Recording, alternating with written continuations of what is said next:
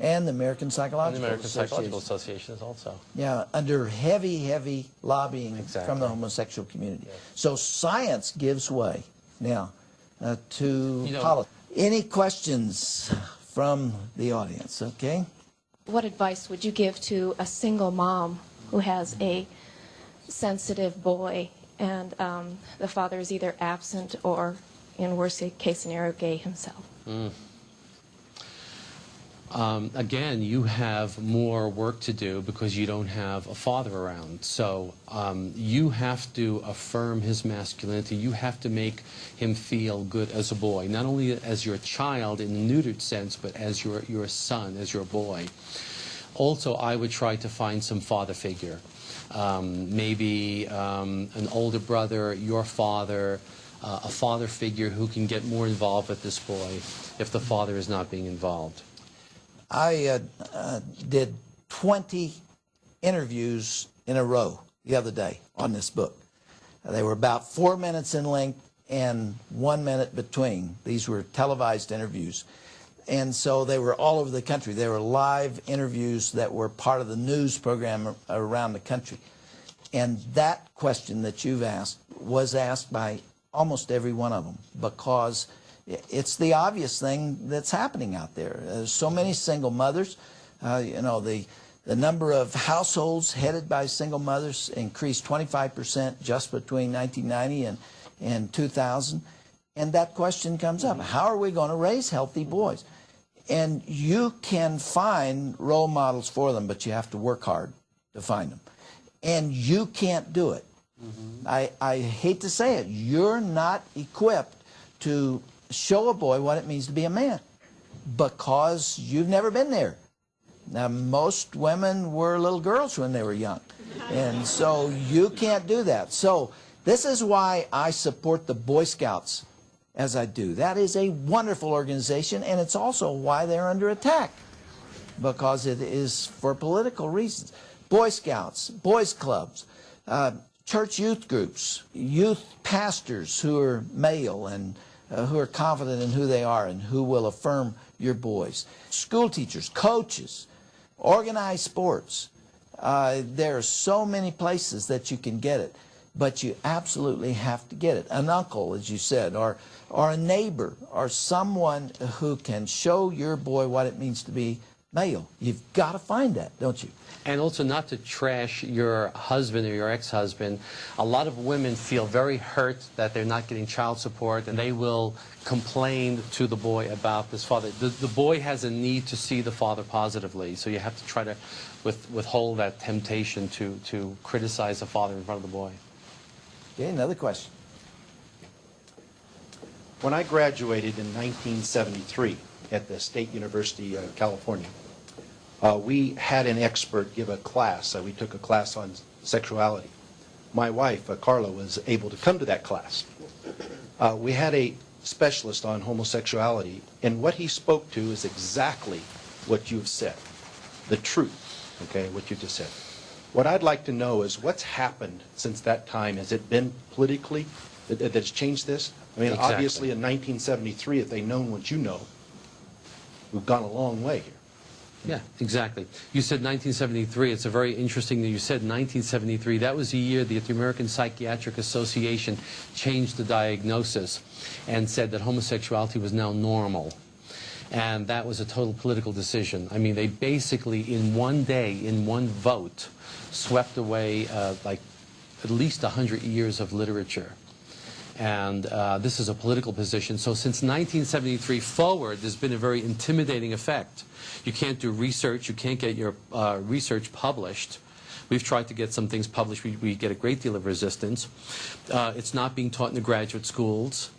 I did not learn anything from the graduate school that I graduated from. I learned from my clients, from what my clients were telling me. I began to put the pieces together and then went back into the early literature and found that there was a whole wealth of literature on the cause and treatment of homosexuality that nobody talks about. It's very interesting, too, that the man who was most responsible for that decision in 1973 by the American Psychiatric Association, Dr. Spitzer, That's right. has now recanted. He's come around. And he has had the courage to say, I was wrong. But he was vilified for doing that within the profession. The one person who's responsible for that decision is Dr. Robert Spitzer. And recently, a couple of months ago, he said, if my son was gay, I would hope that he would go to therapy for change. Now, of course, he angered his supporters, his gay supporters, but he's been coming around. And he also said that he felt that as someone who was instrumental in changing the '73 decision to normalize homosexuality, he feels that he was somewhat responsible for the spread of AIDS. Interesting. And he is Jewish. And he is very liberal. Very liberal. And he would not agree with us on anything. And he was able to find 200 people who had successfully come out of homosexuality and had made a heterosexual adjustment. There's the hope, folks. They can beat it if they get the proper treatment. But it's hard. I think it would be really wrong to imply that this is duck soup, because it's not. It's very, very difficult.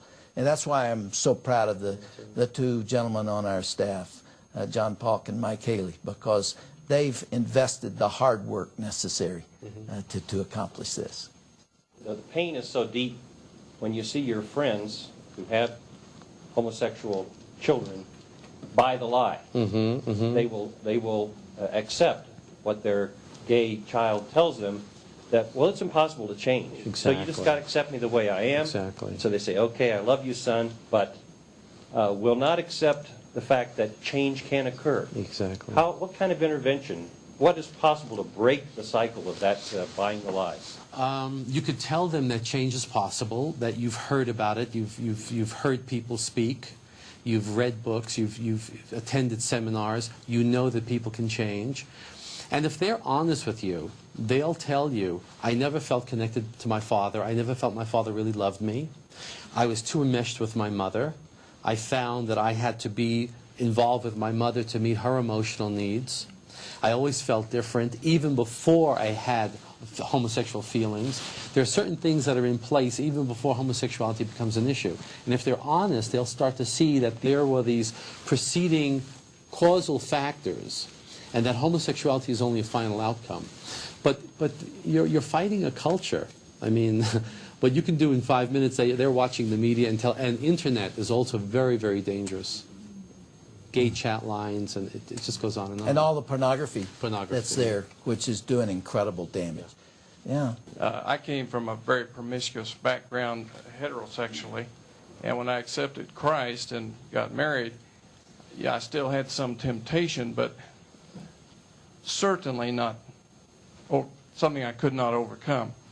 And yet I hear continuously how difficult it is for a homosexual to move out of that lifestyle.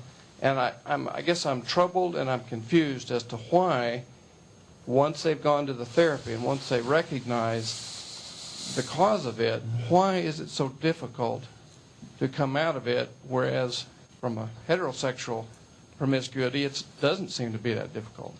Well, that's a great question. Very good question. Two reasons. First of all, you're not fighting the culture like these individuals are fighting.